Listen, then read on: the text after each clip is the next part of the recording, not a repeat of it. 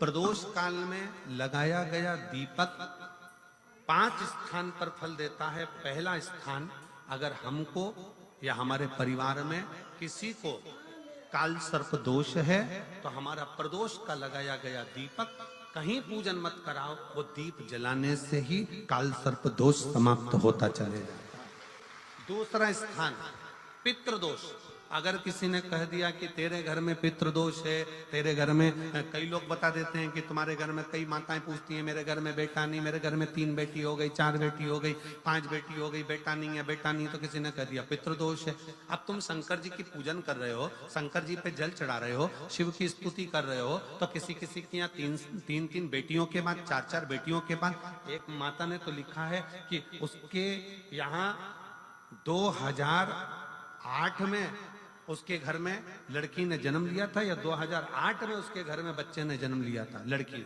उसके बाद फिर लड़की ने जन्म लिया और उसके बाद उसके घर में कोई पुत्र का योग नहीं बना। तब उसने प्रदोष के समय पर शाम को दिया लगाना प्रारंभ करा और 2008 में बच्ची जन्मी थी और अब 2024 में उसके घर में लड़के ने जन्म लिया। कि प्रदोष काल का लगाया गया दीपक, प्रदोष काल, प्रदोष के दिन, प्रदोष काल का जो दीपदान होता है वो सरल नहीं होता, वो सहज नहीं होता। 5 स्थान की पूर्ति करता है। पहला स्थान किस चीज के लिए? काल सर्प दोष के लिए। दूसरा, पितृदोष। कैसा भी तुम्हें कोई पितृदोष बता दे, कितना भी तुमसे कोई कह दे कि तेरे घर में पितृ का दोष है, तेरे घर में ये दोष है, अगर आप प्रदोष के दिन, प्रदोष काल में, अर्थात सूर्य अस्त के समय के 2:45 तक का जो समय होता है, 2 घंटे के समय का, उसके अंतर्गत अगर आप प्रदोष काल के समय में भगवान शंकर को दीप लगाने के लिए अगर पहुंचे हो तो वो आपको फल देगा ही, पितृदोष का निवारण होगा ही। चाहे तुम कुछ करो चाहे मत करो, वो पितृ की शांति करा दे। दूसरे नंबर पर है पितृदोष। तीसरे नंबर पर है वास्तु दोष। हमारे घर का, अब एक बहुत सावधानी से श्रवण करने वाला विषय है, वंश की वृद्धि नहीं है। 30 वर्ष शादी के हो गए, 40 वर्ष शादी के हो गए और औलाद है ही नहीं। डॉक्टर ने भी हाथ ऊंचे कर दिए, टेस्ट पे भी करवाया, IVF करवाया, सब कुछ तुमने करवा लिया, तो भी औलाद नहीं है। तब आखिरी में एक काम चालू करो, प्रदोष का दिन दोनों पति पत्नी व्रत चालू कर दो प्रदोष का, और प्रदोष काल में शाम के समय जाकर एक ही दिए में 2 लंबी बाती जानते हो ना, रुई की लंबी कपास की बाती 2, और दोनों बाती एक ही दिए में रखकर पति पत्नी दोनों उसको प्रज्वलित करना प्रारंभ करें। बाबा संतान देकर ही रहेगा, औलाद आएगी ही। दीप की जो बाती में अंतर आ जाता है, एक गोल बाती में और लंबी बाती में अंतर आता है, बहुत अंतर आता है। पितरों के लिए गोल बाती का प्रयोग बहुत कम होता है महाराज। देवी जी के लिए, माता रानी के लिए, जगत जननी के लिए गोल बाती का प्रयोग बहुत कम होता है महाराज, ध्यान रखिएगा। एक पितर के लिए, एक जगत जननी जगदम्बा दुर्गा भवानी के लिए गोल बाती का प्रयोग कम होता है, लंबी बाती का प्रयोग ज्यादा। क्यों? क्योंकि हमारे घर की कुल देवी और हमारे घर के पितर हमारे वंश की वृद्धि करें, इसलिए लंबी बाती रखी जाती है, जिससे हमारा वंश बहुत लंबा चले, बहुत उन्नति की ओर बढ़े, इसलिए लंबी बाती का प्रयोग किया। शिव महापुराण की कथा कहती है 5 जगह पर हमारा जलाया गया एक दीप जो प्रदोष के दिन, प्रदोष काल में लगाया जाता है, 5 जगह पर भारी पड़ता है। पहले नंबर पर, जम के बोलते जाओ, काल सर्प दोष। दूसरे नंबर पर पितृदोष। तीसरे नंबर पर घर का वास्तु दोष। हमारे घर में कितना भी वास्तु दोष है, कोई ने कह दिया यहाँ बाथरूम नहीं बनना थी, यहाँ पर शौचालय नहीं बनना था, यहाँ सीढ़ी नहीं बनना थी, वो सीढ़ी वहां बनना थी, ये सीढ़ी वहां बनना थी। तुम पूरा घर तुड़वा के देख लो, उसके बाद में जैसा वास्तु वाले हैं वैसा करा कर देख लो, उसके बाद भी तुमको शांति नहीं मिले तो समझ लेना कि तुम्हारे घर में अब वास्तु दोष तो तुमने दिखाकर समाप्त कर लिया, फिर भी वो समाप्त नहीं हो रहा, तो प्रदोष काल का लगाया गया प्रदोष के समय का दिया आखिरी में वास्तु दोष को भी समाप्त कर देता है और उसमें भी फल प्रदान करता है। काल सर्प दोष, पितृदोष, वास्तु दोष। चौथे नंबर पर 1 रुपया कमाया, 1.25 रुपए खर्च हुआ, पैसा आया गया, ये चौथे नंबर का व्यापार में थोड़े दिन दुकान अच्छी चली, थोड़े दिन बैठ गए, थोड़े दिन काम चला, थोड़े दिन बैठ गए, गाड़ी चली, थोड़े दिन फिर बैठ गए, अर्थात हमारी फैक्ट्री थोड़े दिन चली फिर बैठ गए, कहीं ना कहीं तकलीफ, थोड़े दिन खाते थोड़े दिन रोते वाला चल रहा है। तो प्रदोष काल का, प्रदोष के समय का दिया इस दुख को समाप्त कर कर रेगुलर एक जैसी सांझी, एक जैसी लक्ष्मी की वृद्धि करते चले गए। प्रदोष काल का। और 5वें नंबर का प्रदोष काल का दिया, प्रदोष समय का दिया 5वें नंबर पर रोग का निवारण का, रोग निवारण।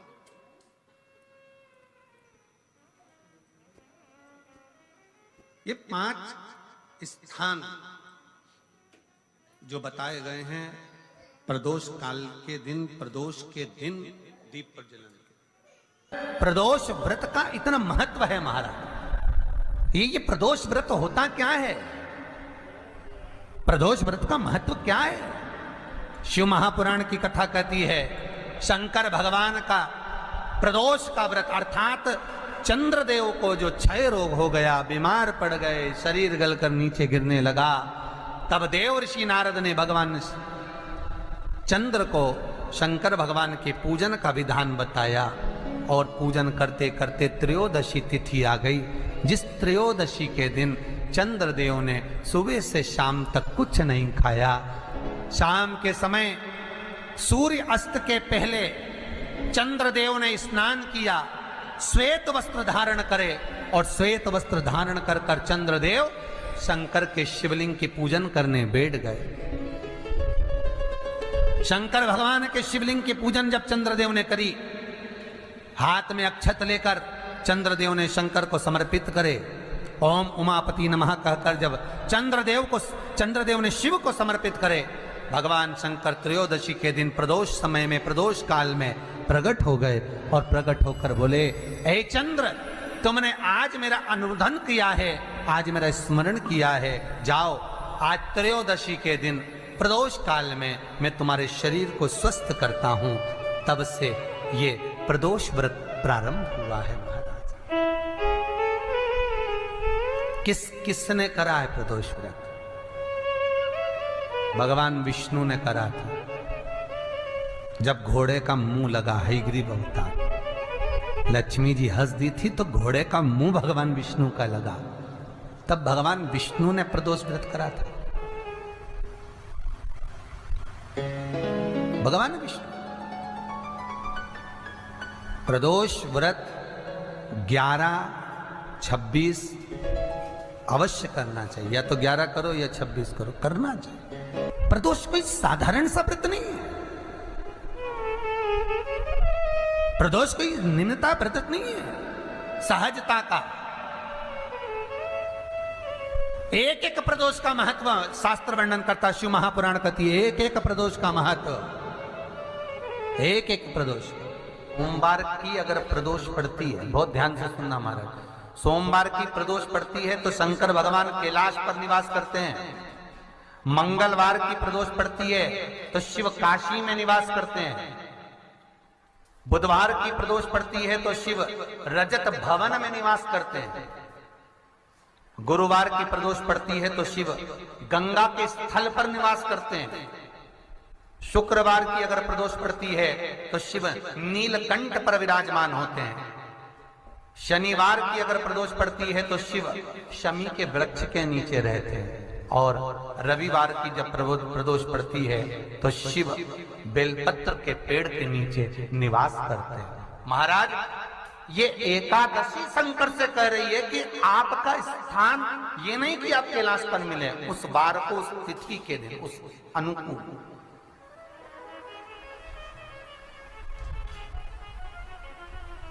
हमारे यहां कहते हैं सोमवार की जो प्रदोष पड़ती है वो इच्छा पूर्ति करती है, मंगलवार की प्रदोष रोग से मुक्ति देती है, बुधवार की प्रदोष कामना की पूर्ति करती है, गुरुवार की प्रदोष शत्रुओं का नाश करती है, शुक्रवार की प्रदोष सुख और शांति देती है, शनिवार की प्रदोष संतान का सुख देती है, और रविवार की प्रदोष जो काम दुनिया में कोई नहीं कर सकता वो अचूक फल की प्राप्ति रविवार की प्रदोष करा देती है। महाराज, ऐसी प्रदोषों का नियम वर्णन किया चाहिए। भगवान कहते ठीक है, तू थोड़ी देर खड़ी हो।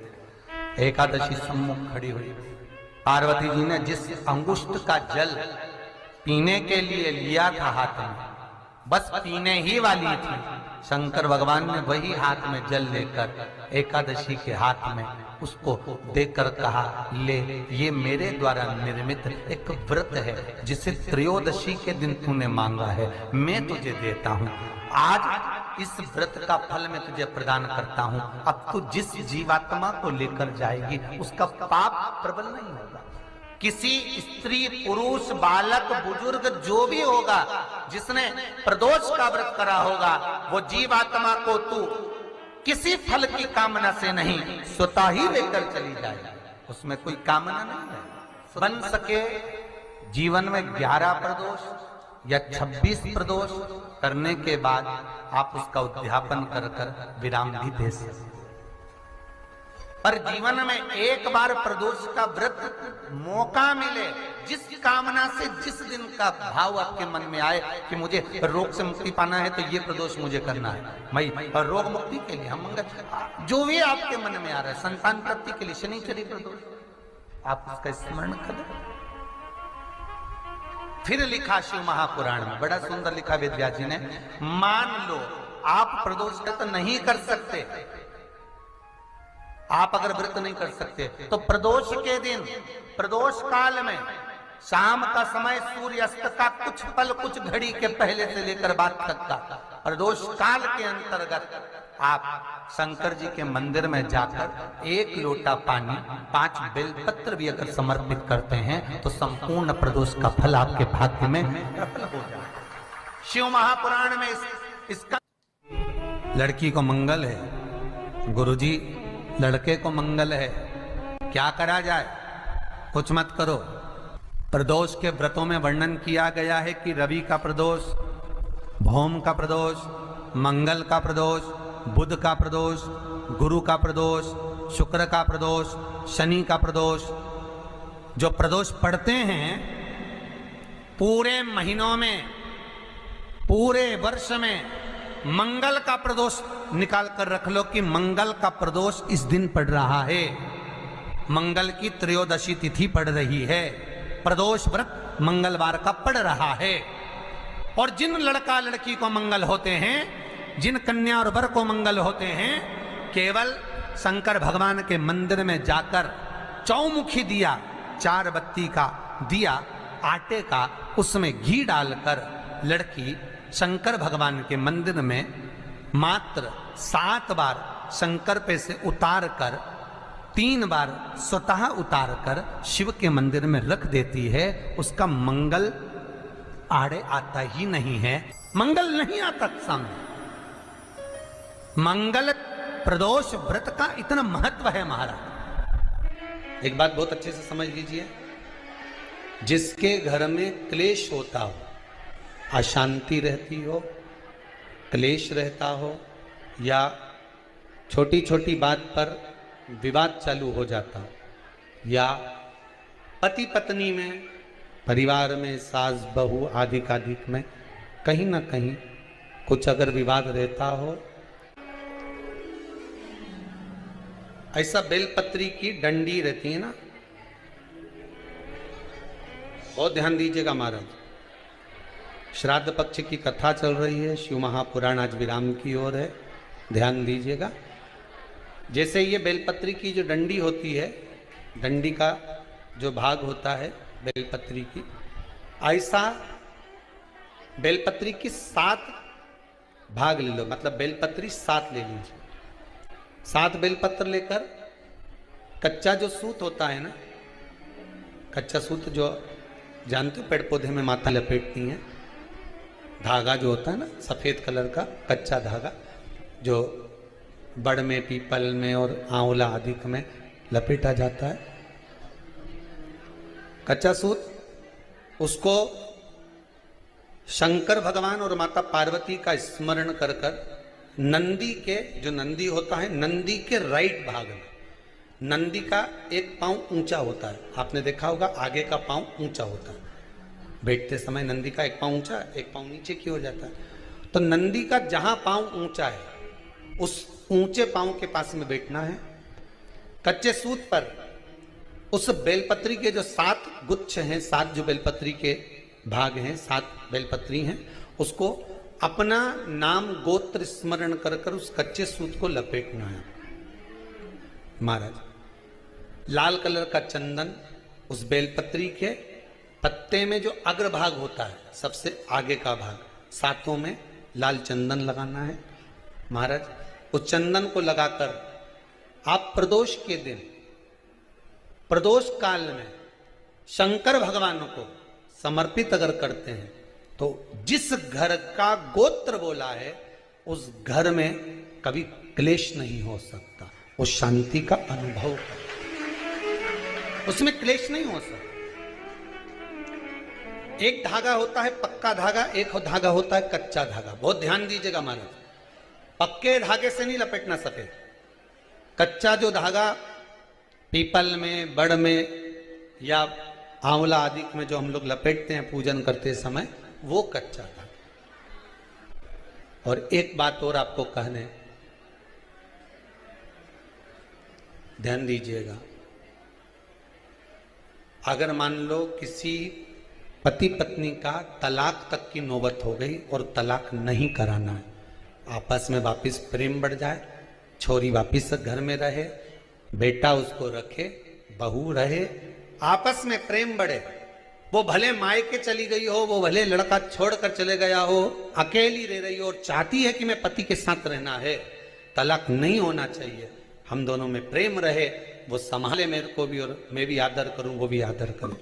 तो मेरा निवेदन है, कच्चा जो सूत होता है, कच्चा जो धागा होता है, नंदी के ठीक पीछे बैठकर कोई साथ में आपके परिवार का कोई व्यक्ति चले जाए और हस्तकमल को, जिसको अपने परिवार में वापिस रहना है, उस स्त्री हो या पुरुष हो, दोनों में से कोई भी नंदी के पीछे बैठकर सोमवार की जिस दिन अष्टमी पड़े उस दिन नंदी के पीछे बैठकर हाथ को ऐसा बंद करना है, हाथ में एक बेलपत्री रखना है सीधी सीधी, बंद कर कर 7 बार उस हाथ पर कच्चा सूत लपेट देना है, उस सूत को वापस निकाल लेना है, बेलपत्री के साथ में, और बेलपत्री को तो अपने पास में रखना। सबसे पहले माता पार्वती का जो हस्तकमल ऐसा होता है शिव मंदिर में, उस हस्तकमल में वो सूत जो आपके हाथ से निकला है वो उसमें डाल देना है, माँ जगत जननी से प्रार्थना कर कर, और जो बेलपत्री आपने संबंध को जोड़ने के लिए अपने हाथ में ली है वो शंकर भगवान के कटी भाग में, फिर निवेदन करूंगा कटी भाग को समझ लीजिए। ये शिवलिंग रखा है, जहां पर शंकर भगवान का शिवलिंग, माता पार्वती जी के हस्त कमल पर जो शिवलिंग रखा है, ये भाग कटी भाग कहलाता है। इस जगह पर जहां शंकर और पार्वती का मिलन हुआ है, उस जगह पर उस बेलपत्री को रख देना। महाराज ज्यादा से ज्यादा 3-4 महीने लगते हैं, दोनों में वापिस प्रेम बढ़ जाता है, दोनों एक हो जाते हैं। तलाक तक बात चल भी रही हो तो वो तलाक समाप्त हो जाता है, प्रेम, करुणा, आसक्ति, स्नेह बढ़ जाता है। संबंध टूटने की कतार पर एक बार माता पार्वती को समर्पित तो करो अपना संबंध कि मां अब तुझे नहीं भाना। माना मैंने अपशब्द कह दिया होगा, माना मेरी गलती होगी, थोड़ी गलती उनकी भी होगी, पर दोनों की गलती है मां, अब इस संबंध को तुझे निभाना। जब कच्चा सूत माता के हाथ में रखो तब माता को विनती करना, इस संबंध की डोरी अब तेरे को दे दी, दीन बंधु दीनानाथ मेरी डोरी तेरे। अब ये डोरी मैंने तुमको दे दी है, अब ये संबंध आपको निभाना है, अब ये संबंध मेरा। एक प्रयोग जरूर कर कर देखना, जिस दिन घर में क्लेश हो रहा हो, भाइयों में आपस में झगड़ा हो रहा हो, देवरानी जेठानी में झगड़ा हो रहा हो, सास बहू में झगड़ा हो रहा हो और शांति हो ही नहीं रही, बहुत प्रयास कर लिया तुमने कि शांति नहीं हो रही, तो प्रयास करो, प्रदोष के दिन एक बेलपत्र लीजिए,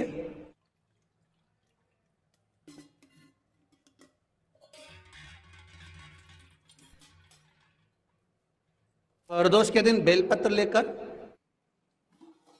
अपना जो परिंडा होता है, परिंडा जानते हो, मटका, हंडा, जहां पानी भरते हो, पितरों का स्थान, उस परिंडे को बेलपत्र छुआ कर उस बेलपत्र को शंकर भगवान के ऊपर जो जलाधारी होती है, उस जलाधारी में इस डंडी को अपने घर का नाम गोत्र बोलकर उसको डाल दिया जाता है। एक लोटे पानी में थोड़ा सा शहद मिलाकर उस जलाधारी में भगवान शंकर का भृंगेश्वर नाम लेकर चढ़ा दिया जाता है। शिव जी को चढ़ाया हुआ जल उस बेलपत्र को चढ़ाकर जाइए, कितना भी तेज झगड़ा हो रहा होगा, मात्र 10 मिनट के अंदर एकदम शांत हो जाता है, झगड़ा रह ही नहीं पाता। कितना भी झगड़ा हो रहा, मात्र 10 मिनट, 15 मिनट से ज्यादा नहीं टिक सकता। पत्र खाओगे शंकर जी के मंदिर की तो मुख में जीवान छार छार हो जाती है। बोलो सही है कि गलत? प्रतिदिन बेलपत्र खाओगे शंकर मंदिर की तो मुख में कई बार छाले भी पड़ जाते हैं। सत्य है कि गलत? शिव महापुराण की कथा कहती है अति सर्वस्व वर्जते। आपको अगर बेलपत्र खाना है, हफ्ते में 2 खाओ, हफ्ते में 3 खाओ। मुंह में अगर छार छार हो रहा है, छाले पड़ रहे हैं, तो बेलपत्र को, शिव जी की चढ़ी हुई बेलपत्र को सुखाकर चूरा बनाकर इतनी सी चुटकी भर खा लिए, पानी पी लिया। लीवर गड़बड़ हो गया है, डायलिसिस चल रहा है, किडनी गड़बड़ हो गई है, डॉक्टर बोल रहा है कि डायलिसिस करवाना पड़ेगा, तो बेलपत्री के पीछे की जो डांट होती है, जिसको आप लोग तोड़ के फेंक देते हैं, वो बेलपत्री के पीछे की जो डांट है, ये ब्रह्मा विष्णु महेश। समझ में आ रहा है आप लोगों को? बीच में जो डंडी दिख रही है आपको, इसके बीच में बड़ी पत्ती और 2 पत्ती के बीच में जो खाली जगह है, ये खाली जो डंडी है, इसमें 33 कोटि देवी देवताओं का स्थान होता है। किसका स्थान है? 33 कोटि देवी देवता। इसलिए बेलपत्र चढ़ाते समय बेलपत्र को इस जगह से पकड़कर समर्पित किया जाता है कि 33 कोटि देवी देवताओं का स्पर्श कर कर, ब्रह्मा विष्णु महेश का स्पर्श कर कर चढ़ाया जाता है। बेलपत्री के नीचे की जो डंडी होती है, ये 2 पत्ती से लेकर नीचे का जो भाग होता है, ये स्कंद पुराण कहती है, इसमें 64 योगनियां और मेरी माता पार्वती का संपूर्ण जितनी शक्तियां हैं, वो सारी शक्तियां इस डंडी के अंदर विराजमान होती हैं। इस डंडी के पीछे एक गोखरू होता है, जिसको माताएं तोड़ देती हैं। वो जो टूटा हुआ गोखरू रहता है, उसमें भगवान शंकर के प्रत्येक गण का भाव रहता है।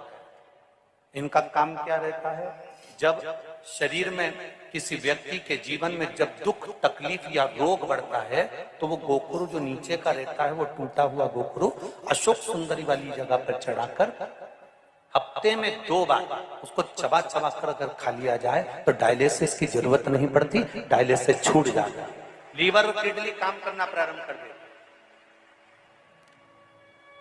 और अच्छे से सुन लेना, अभी की अभी घर जाकर शुगर की जांच करना।